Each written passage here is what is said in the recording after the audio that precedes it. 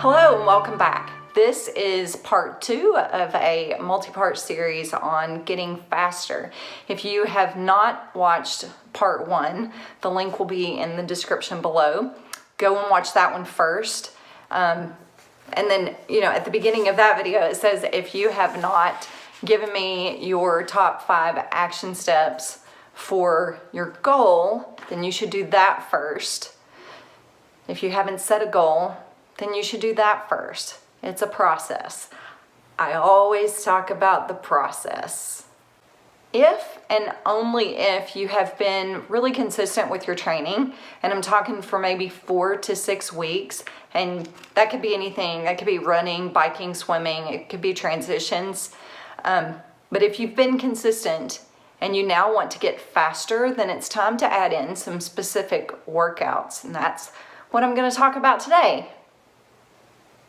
This is where it gets really hard for me as a coach to do group videos, because when I coach a group of kids, I get to know you, I get to work with you and figure out what it is that you each need individually, and then try to work that type of training into a group setting. That's why if you've ever been to a group workout of mine, you don't always all do the exact same thing, because each of you need something maybe slightly a little different.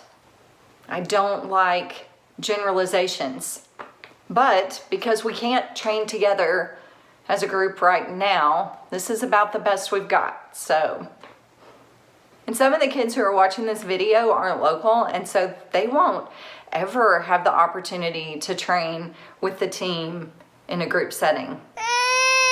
So let me preface this video by saying you have to be very careful. You have to be very careful when you add in these specific types of workouts so that you don't become injured. It's very important that you have a solid base of training, a solid, consistent base of training before you add in specific workouts. If you add in specific workouts before you have a solid, consistent base of training, you could end up injured. It's like baking a cake.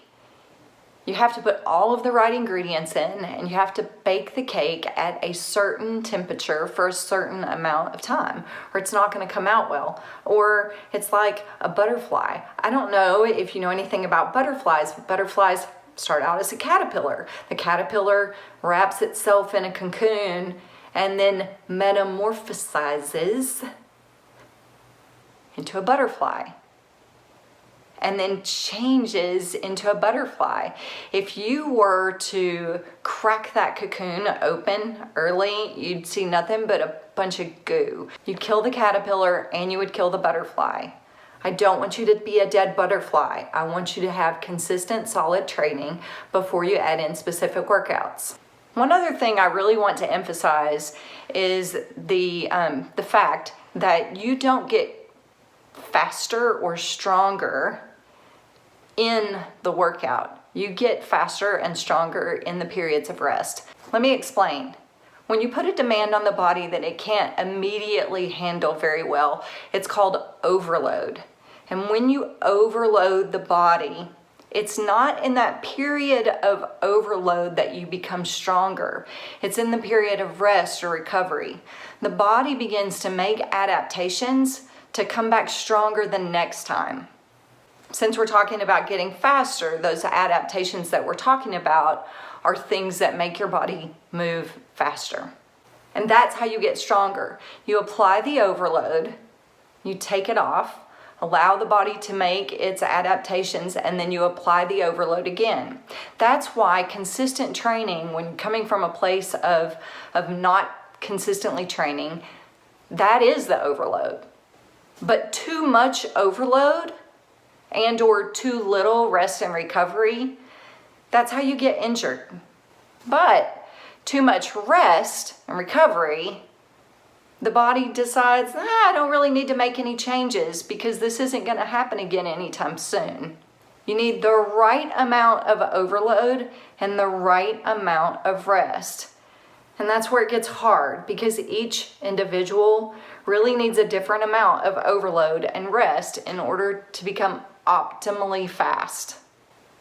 Having said all that, overload really just means more than what you are currently doing. Again, that's why consistent training, if you haven't been consistently training, helps you, because you are putting more stress or overload on the body than what you have been. 3 examples of overload that can help you to become faster are hill workouts, speed workouts, and strength workouts. For all 3 of these, you would need to be very well warmed up before you started doing the actual main set of the workout. Today, I'm just going to talk about speed workouts. For an effective speed workout, you want to look at the distance that you are trying to train for. That might be a mile, that might be a quarter of a mile or a half a mile, but you want to look at that particular distance and know how fast you can run that particular distance in right now, because you're trying to get faster than you are right now. So you need to know where you're starting from. Once you have those 2 bits of information, the distance you're trying to cover and the speed at which you can cover that distance, then you'll break that distance down into small chunks, maybe fourths. So if you're trying to go a mile, you're training for a mile, you're going to break that down into quarter mile increments. If you're trying to train for a half mile, you're going to break that down into 1/8 mile. You're going to break that down into 1/8 mile increments. Then you're going to take your total time that you're currently doing that distance at and break that down into fourths. And that will give you a pace per repeat. Because you're trying to go faster, you want to subtract time off of that pace. Let's say you're trying to run a mile faster than you can currently run that mile. You're going to know exactly where you're starting from. That's your baseline, how fast you can currently run that mile. And then you're going to break the mile down into fourths, so quarter mile increments. Take your current time, break it down into fourths, so 1/4 mile increments of your current time. You're going to subtract off a bit of time, maybe 5 seconds, maybe 10 seconds from that time. You're going to go run a quarter of a mile. You're going to give yourself that same exact amount of rest where you're resting and recovering. You can jog or you can walk, and then you're going to run another quarter of a mile in that faster time. You're going to do that 4 to 6 times, maybe even 8 times. So let's look at a specific example. Say you currently run a mile in 9 minutes and you want to run that mile in 8 minutes. A 9-minute mile broken down is 2 minutes and 15 seconds per quarter mile. So you're going to try to do your speed workout in 2 minutes and 10 seconds or 2 minutes and 15 seconds. So did you catch that? My math was wrong. You're going to give yourself 2 minutes and 10 or 2:15 of rest, and then you're going to do that again. Now, you'll know if you have picked a target pace that's too fast, because you won't be able to do it. You'll know if you've picked a pace that's too easy, because you'll easily be able to complete 4 of those repeats and not feel like you need that full amount of time of recovery. I bet you didn't expect to get a math lesson today. Once you can do that workout consistently, say 6 times, then you're either going to want to decrease your time. So instead of running those quarter mile repeats in 2 minutes and 10 or 2:05, you're going to bump that down to maybe 2 minutes, and then you'll consistently do that. Or you will shorten the length of your rest period.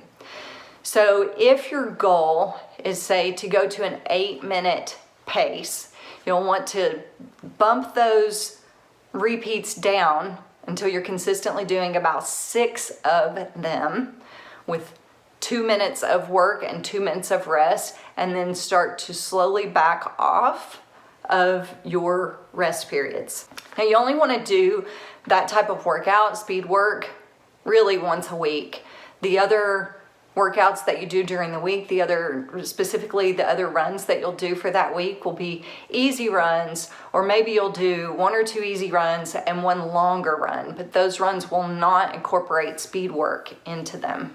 You'll do that program of 3 or 4 easy runs and 1 speed workout for about 3 to 4 weeks, and then you'll back off 1 whole week and do easier, shorter runs, and then come back in that 4th or 5th week. Let's see, 3 to 4 weeks plus 1 is 4 to 5. I bet I didn't expect to have a math lesson today.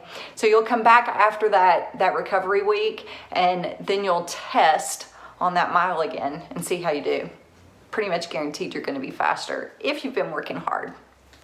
Now, some of you said that you just want an extra kick at the end of a race. That is a little bit more difficult, and I'll probably save that for another time. But I'll say this: if you want to be faster at the end of a race, it's important to train your body to kick into a different gear when you're fatigued. So make sure that, and again, you have to be careful because you don't want to get injured. You don't want to put too much overload on your body without enough rest and recovery. So you'll do your speed workout, you'll have a recovery workout, maybe on the very next workout or at the end of a long run. That's when you'll add a little bit of a faster finish. So a long run with a faster finish will help you begin to get more of a kick at the end of a workout. If speed work really appeals to you and you're not really sure how to put that all together into a workout that's safe and actually challenging, then be sure and reach out to me so that I can help you try to develop a program that works for you. In the meantime, make it a great day.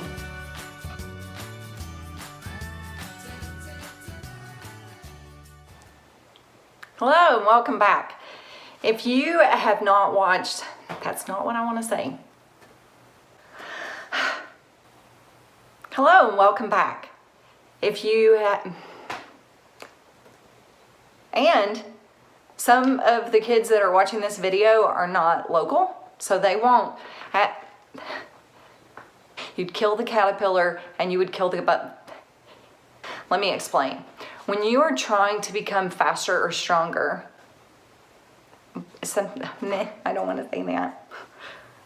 Let me explain. When you put a demand on the body, whether that's heavier weight and you're trying to get stronger, or a faster workout and you're trying to get faster, then the body makes Let me explain. When you put a demand on the body that but it's a bigger demand. Let me explain. When you put a demand on the body that it can't immediately handle well, it's called an overload. And when you overload the body, in the periods of rest and recovery is when your body makes adaptation.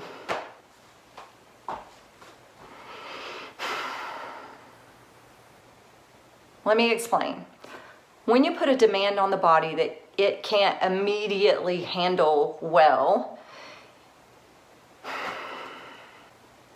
let me explain. When you put a demand on the body that it can't immediately handle well, it's called overload. When you take that overload off of the body, that's when adaptations are made. When you take that demand off of the body, that's when adaptations are made to be able to handle that overload better the next time. 2 examples. For all 3 of these, you would need to be very warmed up before you got started. Today, I'm just going to talk about hill repeats.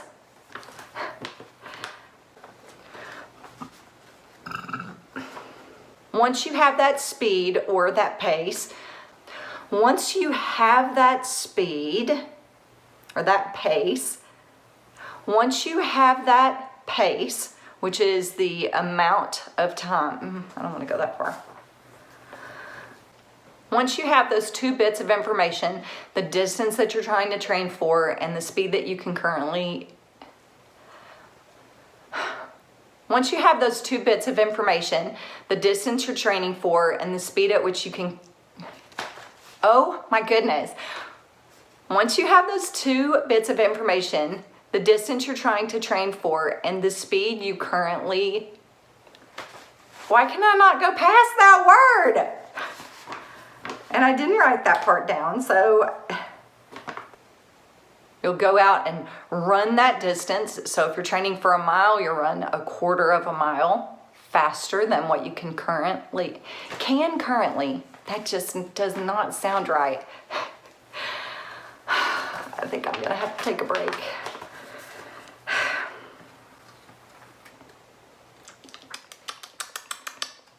Okay. For speed work, you're going to take the distance that you're trying to train for. Let's say you're training to run a mile and you want to do it faster than you currently run. You're going to break that down into fourths. So now you're going to look at quarter mile increments. That's not what you do first.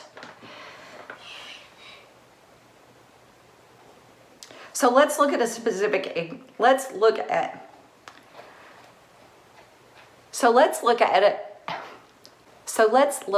a specific example. Let's say you want to run a mile. So let's look at a specific example. Say you want, if speed work really appeals to you and you're not really sure how to put it together, be sure you reach out to me so that I can help you develop a program that fits for you and that works for you. Until then, make it.